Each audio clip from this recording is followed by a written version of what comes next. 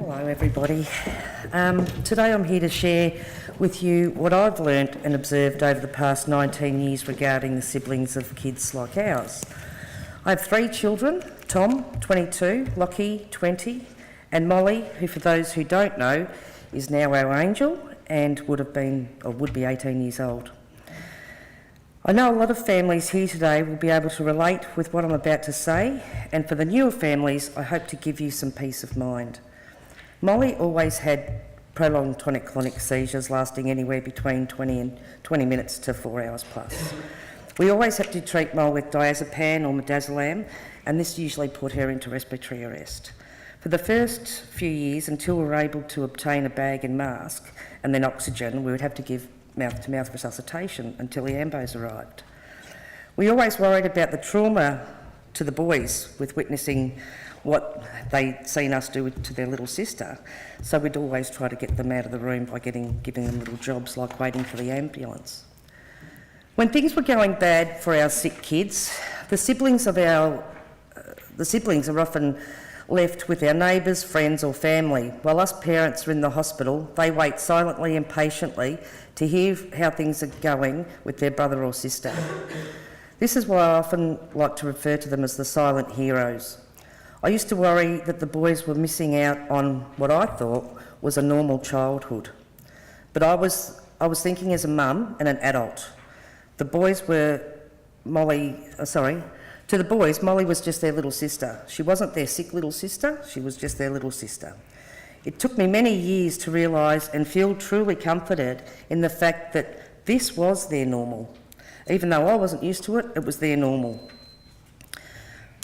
A normal life filled with many medical experiences, but one also filled with love for one another, even if they did hate each other sometimes.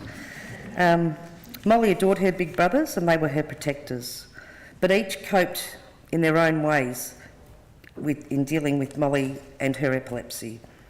Here's a little example. We just moved into a new house.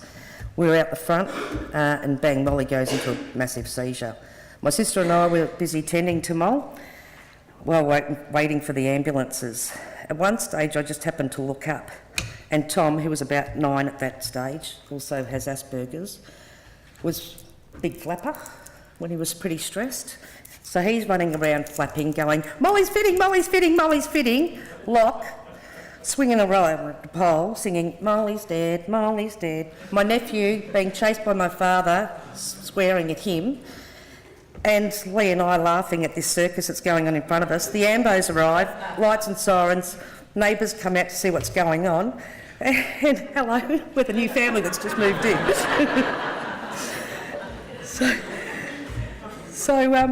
So again, each child dealt with that intense situation in their own way, and that's okay. They all do it differently. Sometimes you sort of wish that it wasn't as easy as Lockie. Tom was the warrior and Locke was the here we go again type brother. Tom and Locke's perspective of their sister and her illness has changed as they have grown. They now look at the positives, not the negatives, not just because Molly's no longer with us, but because they have matured. They have the memories of the bad times, but they think, talk and laugh mostly about the good times, even with what annoyed them mostly. Like for Tom, a couple of years, or about 12 months after Molly passed away, we were going through her stuff in her bedroom, and Tom had found his Nintendo DS games that he hadn't been able to find for ages, stuffed in her purse and drawers and hidden away. Locke remembers teaching Molly how to use the iPad again after waking from a long coma and finding the Pink songs and Pink video clips. What I'd like you to understand is that yes, the siblings may be in the background at times, and yes, their life may be restricted, but to them, it's their normal. So please don't feel like they miss out, because they don't. They get their strength, patience and love from the family unit, not from the family who couldn't do things because of a sick sibling. My boys and Molly's cousins, who were like her brother and sisters, often say, if Molly wasn't part of their lives, they may not have achieved things that they have now. When they have come across tough situations, they think of Mol and think of how she lived her life with all the ups and downs. This gives them the strength and has helped them really live their lives to the full and make good choices. All kids are different, and how they cope is their own unique way. There is no right or wrong. As parents, we are there to support them and protect them, just as we do with our sick children, and give them the reassurance that they need. When Molly was in a bad way, Tom needed loads of reassurance, like he just wanted to know what was for dinner. If we were in the hospital for a week or more, Lockie was wrapped because people would drop food off around for them and wasn't eating my cooking. And that's their normal, and that's good, that's okay. Just know that the silent heroes may have some rough patches through their lives, just like other kids. But with our love, reassurance, strength and guidance, they generally turn out to be great adults, and I'm very proud of the way my boys are now. So thank you.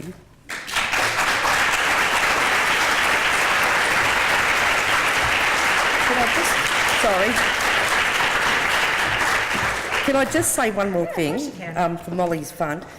Any Dravet parent who hasn't got one of these books, I've got them with me, so please come and get some. All the other genetic epilepsies, come and have a look. Getting these and being able to give them to a neurologist or emergency department is a great utensil to have on hand for the ones that don't understand, give them a bit of an idea of how to look after our kids. And also for anybody who has a new foundation that you're starting or something that you can use this as a template as well for, I know we used it for KC and Q2 to use it as an example. Kelly, thank you so much. Words of wisdom.